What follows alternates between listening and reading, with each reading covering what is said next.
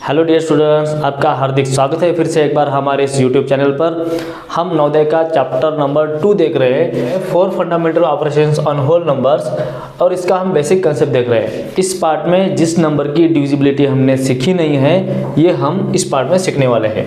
अगर आपको पूछा जाए कि इस नंबर को 11 से डिवाइड किया जा सकता है या नहीं किया जा सकता, ऐसा करने के लिए हम 11 से डिवाइड करके देख सकते हैं, मगर इसमें बहुत टाइम जाएगा। ठीक है, इसको देखिए कितने आसान तरीके से हम छुड़ा सकते हैं। सबसे पहले इसको आप नंबर्स दे दो, ये 1, ये 2, 3, 4, 5, 6 और 7। हमने यहाँ पर क्यों नंबरिंग दी है?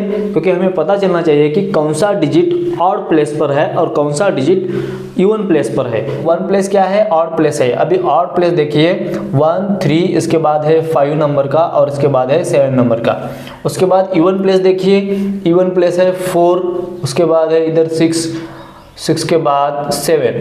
ये देखिए जरा ऊपर के लाइन जो मैंने मार्क किए हैं वो सभी इवन प्लेस वाले हैं, और नीचे के जो लाइन मार्क किए हैं वो सभी ऑड प्लेस वाले हैं। ऑड नंबर के प्लेस पर कौन से नंबर है? देखिए पहला नंबर है यहाँ पर 3, उसके बाद 5 है, 5 होने के बाद है 4 और उसके बाद 7 नंबर पे है 5। इसके आप सम कर लो पहले। 3 + 5 8, 8 + 4 12 और 12 + 5 7। ओके, अब देखिए जो बचे हुए नंबर है यानी इवन प्लेस पर जो नंबर है उनकी भी आप सम करने हैं। यानी कौन से है? देखिए 7 है, उसके बाद है 6 और बचा हुआ जो है आखिर का 4। देखिए अब इसकी भी आप सम कर लीजिए। 7 + 6 होता है 13 और 13 + 4 17। आप देख सकते हैं ये जो है ऑड डिजिट के नंबर थे और ये जो है इवन नंबर के डिजिट है, और इनकी जो सम आई है यानी एडिशन जो आई है इक्वली आई है, यानी इक्वल यानी बराबर बराबर आ चुके हैं। अब ऐसे टाइम हम बोल सकते हैं कि ये जो नंबर है 11 से डिविजिबल है। इसके बाद हम यहाँ पर इंपॉर्टेंट फैक्ट्स देखने वाले हैं।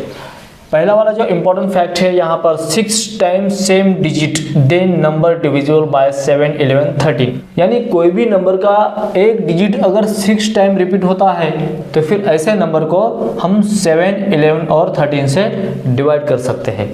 ऐसा कौन सा नंबर है? देखिए 8, 8, 8, 8, 8, 8, ये हो गया 6 टाइम। तो फिर ऐसे नंबर को हम 7, 11 और 13 से डिवाइड कर सकते हैं। और कोई भी नंबर आप लीजिए 5, 5, 5, 5, 5, 5, ये देखिए 6 टाइम हो गया। तो फिर ऐसे कोई भी नंबर 7, 11 और 13 से डिवाइड कर सकते हैं, मगर वो कितने टाइम होने चाहिए? 6 टाइम, वो भी सेम नंबर होने चाहिए। ये आप अच्छे से ध्यान रखें। दूसरा इंपॉर्टेंट फैक्ट्स ये है कि कोई भी 3 डिजिट वाला नंबर जो है 2 बार रिपीट होता है तो ऐसे नंबर जो है 7, 11 और 13 से डिवाइड होते हैं। यानी एग्जाम्पल के तौर पर देखिए 3, 2, 1, ऐसे नंबर कितने बार अगर रिपीट हुए तो 2 बार। 2 बार बोले तो और एक बार जोड़ दीजिए। देखिए यानी एक नंबर था 3, 2, 1, फिर से जोड़ दिया 3, 2, 1 और उससे बन गया एक बड़ा नंबर। ठीक है, तो फिर ऐसे नंबर को हम 7, 11 और 13 से डिवाइड कर सकते हैं, ऐसा यहाँ पर बताया जा रहा है। ठीक है, ये आप हमेशा ध्यान में रखें। और एक एग्जांपल हम ले लेते हैं। देखिए 5, 3, 7 और 5, 3, 7। एक ही नंबर जो 3 डिजिट का था वो 2 बार रिपीट हुआ है और इससे एक बड़ा नंबर बन चुका है। ऐसे नंबर को हम 7, 11 और 13 से डिवाइड कर सकते हैं। ठीक है, आगे देखिए 2 डिजिट नंबर रिपीटेड थ्राइस, यानी थ्राइस मतलब 3 बार रिपीट होना, 3 बार रिपीट होना। अब देखिए यहाँ पर मैं 2 डिजिट का एक नंबर लेता हूँ 25, और ये कितने बार रिपीट होना चाहिए? 3 टाइम्स। 3 टाइम्स अगर रिपीट हुआ तो और 2 बार जोड़ दीजिए, हो गया 6 डिजिट का नंबर। वैसे तो यहाँ पर 25 एक ही नंबर था, हमने उसे 2 बार जोड़कर वहाँ पर 6 डिजिट नंबर बनाया है। क्यों बनाया है? क्योंकि 2 डिजिट का नंबर 3 बार अगर रिपीट हो गया तो हम बोल सकते हैं कि 7 और 13 से डिवाइड होता है। ऐसा आप और एक एग्जांपल ले सकते हैं। देखिए 979797। अब ये भी नंबर 7 और 13 से डिवाइड होता ही है। क्यों होता है? क्योंकि मैंने अभी बताया आपको कि कोई भी 2 डिजिट वाले नंबर अगर 3 बार रिपीट होकर एक बड़ा नंबर बनता है तो हम उसे 7 और 13 से डिवाइड कर सकते हैं। दूसरी एक बात कि इसको फास्ट में सॉल्व कर सकते हैं, क्योंकि एग्जाम में अगर आपको एक क्वेश्चन आ जाता है, इस पर क्वेश्चन पूछा जाता है तो ऑप्शन में आपको 4 नंबर तो कम से कम दिए ही रहेंगे।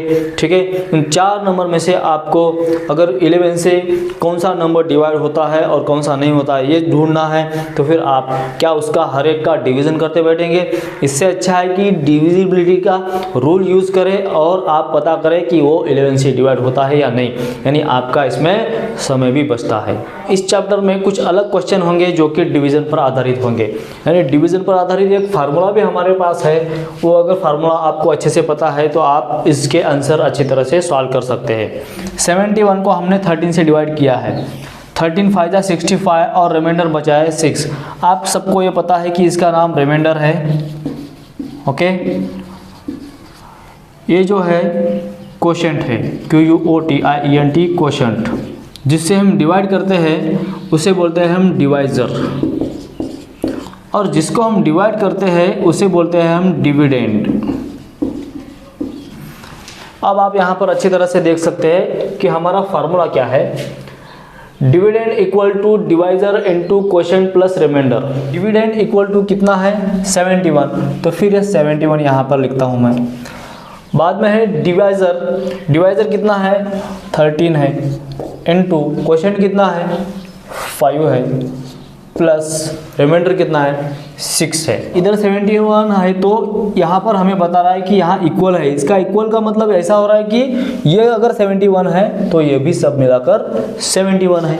तो फिर देखिए होता है कि नहीं। 13 5 65, 13 5 कितना हो रहा है? 65, प्लस 6 करें तो कितना आ रहा? 71। देखिए यहाँ पर भी 71 और यहाँ पर भी 71, कुल मिलाकर 13 5 65 और प्लस 6 करेंगे तो ये आंसर आ जाएगा। इसलिए इसके इक्वल में यानी डिविडेंड के इक्वल में क्या लिखा गया है? Divisor into quotient plus remainder, divisor into quotient plus remainder, ये इसका फार्मूला इससे बन जाता है। ठीक है, अगर इतना बेसिक आपको पता चल चुका है तो एक ही फार्मूले से आप अगले 3 फार्मूले भी बना सकते हैं। वो कैसे? चलिए, अगर हमें रिमाइंडर का फार्मूला नहीं बनाना है, रिमाइंडर का फार्मूला अगर हमें बनाना है तो देखिए, अब रिमाइंडर के साथ जो है उसको आप इधर के साइड भेज दीजिए, यानी यहाँ पर है डिविडेंड।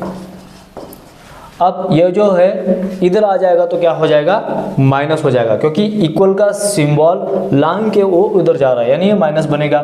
तो फिर डिवाइजर इनटू क्वोशंट, देखिए हमारा एक फार्मूला बन गया QUOTIENT इक्वल टू रिमाइंडर।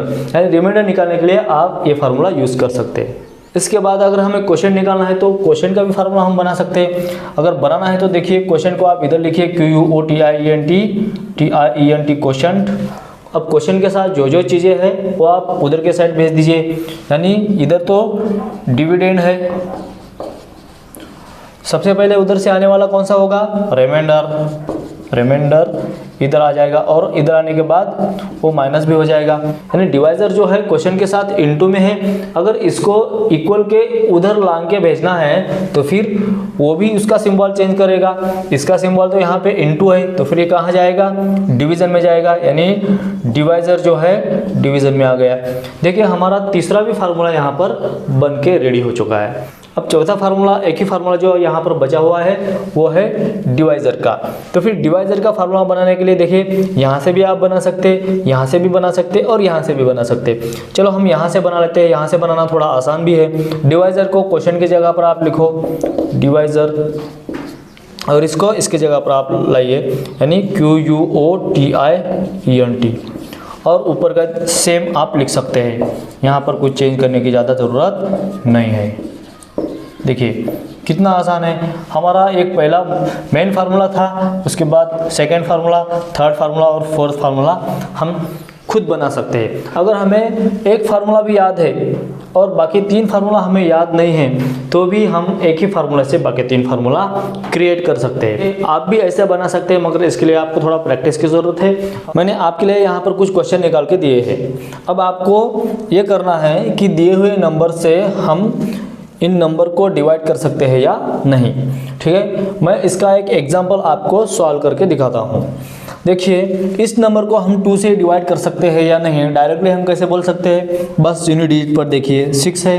क्या बोला था मैंने कि 0, 2, 4, 6 और 8 जिस नंबर के यूनिट डिजिट पर होता है उस नंबर को हम 2 से डिवाइड कर सकते हैं, यानी इसे डिवाइड कर सकते हैं, तो इसे राइट करो। 3 की डिविजिबिलिटी देखने के लिए हमें क्या चाहिए, उनकी सम करनी है, यानी एडिशन करनी है।